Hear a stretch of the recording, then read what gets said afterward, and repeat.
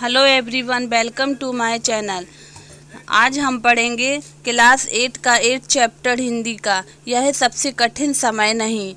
यह कविता जो लिखी है गई है वो कवित्री जया जादवानी जी ने लिखी हुई है। और जया जादवानी जी का जो जन्म है वो 1 मई 1959 को मध्य प्रदेश के शहडोल जनपद में कोटमा नामक स्थान पर हुआ था। इन्होंने रविशंकर विश्वविद्यालय रायपुर से हिंदी में स्नातकोत्तर उपाधि प्राप्त की। इसके अलावा इन्होंने मनोविज्ञान में एमए बिलासपुर से भी किया। और इनने बहुत सारी रचनाएं लिखी, जिसमें से मैं शब्द हूँ और मुझे ही होना है बार बार आदि।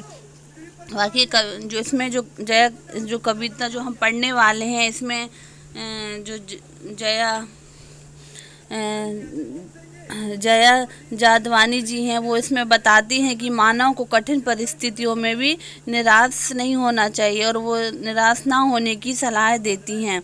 तो इसमें उनने कविता लिखी है कि नहीं, यह सबसे कठिन समय नहीं है, अभी भी दवा है चिड़िया की चोंच में तिनका और वह उड़ने की तैयारी में है, अभी भी झड़ती हुई पत्ती थामने को बैठा है हाथ एक, अभी भी भीड़ है स्टेशन पर, अभी भी एक रेलगाड़ी जाती है गंतव्य तक जहां कोई कर रहा होगा प्रतीक्षा, अभी भी कहता है कोई किसी को जल्दी आ जाओ कि अब सूरज डूबने का वक्त हो गया, अभी कहाँ जाता है उस कथा का आखिरी हिस्सा जो बूढ़ी नानी सुना रही सदियों से, दुनिया के तमाम बच्चों को अभी आती है एक बस, अंतरिक्ष के पार की दुनिया से लाएगी बचे हुए लोगों की खबर, नहीं यह सबसे कठिन समय नहीं है।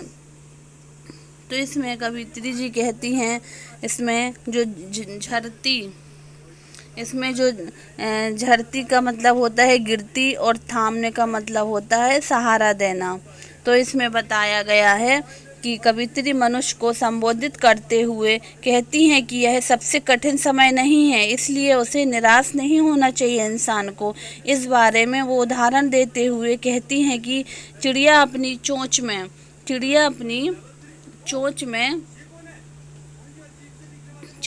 चोंच में तिनका लेकर आती है, चोंच में दबाए हुए उड़ने की तैयारी में है, वह इन तिनकों से घोंसला बनाएगी। चिड़िया तनिक भी निराश नहीं दिखती, पेड़ से जो पत्ती गिर रही है उसे पकड़ने के लिए कोई हाथ नहीं है उसके पास।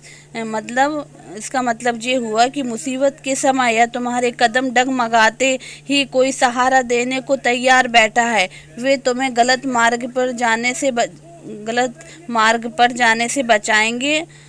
मतलब असंभव कुछ भी नहीं है, सभी कार्य संभव हैं। तो इसमें कवित्री बोल रही हैं कि कवित्री निराशा में डूबे जो मनुष्य से वर्तमान समय को कठिन समय ना होने की बात कहकर उसे आशावादी बनने के लिए प्रेरित कर रही हैं। और इसमें जो गंतव्य ने जहाँ जाना हो, जहाँ अपना लक्ष्य होता है जाने का, और प्रतीक्षा का मतलब होता है इंतजार।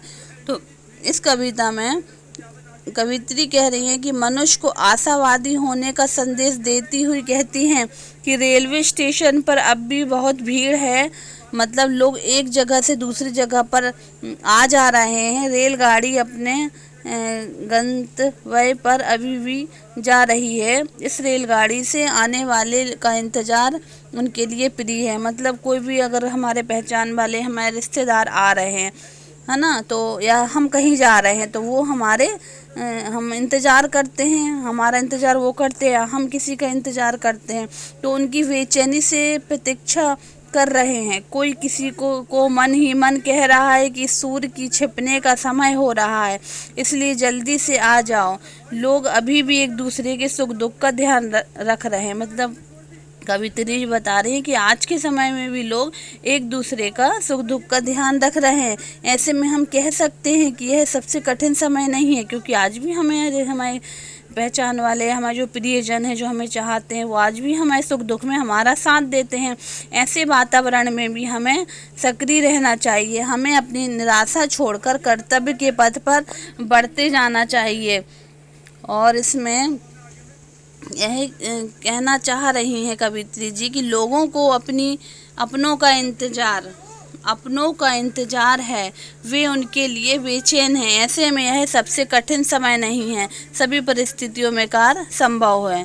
तो इसमें जो बताया गया सदियों ने सैकड़ों साल पहले यानी सैकड़ों साल पहले, और तमाम मतलब बहुत से, और अंतरिक्ष मतलब आकाश। तो कवित्री इसमें कहना चाहती है कि जो संयुक्त परिवारों में जैसे दादा नाना नानी दादी नानी द्वारा आज भी वे कहानियाँ सुनाई जाती हैं जिनके अंत में परिश्रम पूर्वक आगे बढ़ते हुए लक्ष्य प्राप्त करने की शिक्षा दी गई है। मतलब इसमें बताया कि दादी लोग हम जो जब कहानी सुनाती हैं या नानी कहानी सुनाती हैं, तो लास्ट में अंत में क्या होता है कि वो आगे बढ़ते हुए लक्ष्य को प्राप्त करने की शिक्षा भी देती हैं। ऐसी कहानियाँ सुनाती हैं जिससे हमें शिक्षा भी मिलती है। इस समय भी ऐसी कहानियाँ सुनाई जाती हैं जिसके अंत में अंतरिक्ष से आने वाली बस का वर्णन है। अंतरिक्ष में खोज तथा साहसपूर्ण कार्य करते हुए कुछ लोग मारे गए तथा कुछ लोग बचे हैं। उनकी कुशलता का समाचार लेकर यह बस आती है, धरती पर रहने वालों को उनका समाचार देती है। धरती पर जब इतना हो रहा है तो निश्चित रूप से यह सबसे कठिन समय नहीं है। मतलब कहने की धरती पर रहने वालों को उनका समाचार देती है। धरती पर जब इतना हो रहा है तो मतलब निश्चित रूप से यह जो समय चल रहा है वो इतना कठिन नहीं है, सब कुछ संभव है। हमें सक्रिय रहना चाहिए, हमें ये नहीं सोचना चाहिए कि ये समय सबसे कठिन है। हमें हमेशा आशावादी रहना चाहिए। तो कवित्री जी इसमें कहती हैं कि यह संदेश देती है कि ऐसे माहौल में भी हमें घबराना नहीं चाहिए, निराश नहीं होना चाहिए, क्योंकि यह सबसे कठिन समय नहीं है। तो जया जादवानी हमें आशावादी बनाना चाहती हैं और वो ये कहना चाहती हैं कि जो समय चल रहा है ये सबसे कठिन समय नहीं है, क्योंकि सब हम लोग एक दूसरे के साथ हैं। तो यह वीडियो आपको कैसा लगा? अगर अच्छा लगा हो तो लाइक करिएगा, सब्सक्राइब करिएगा। Thank you.